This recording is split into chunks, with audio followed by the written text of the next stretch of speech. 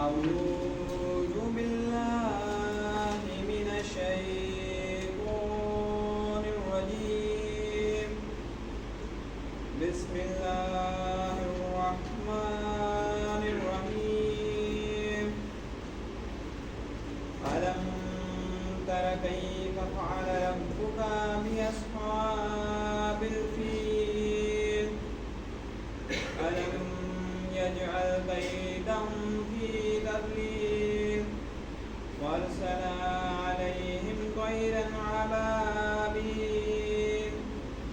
ترميهم بحجارة من سجيل وجعلهم كعصف مأكول.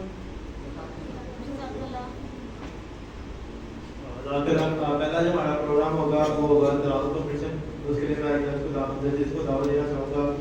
शेख तारिक अहमद साहब स्टेज पे आ जाएं, और शेख बाबर राय साहब और शेख बारक अहमद, तमाम जजेस को मैं दावत दूँ स्टेज पे आ जाएं।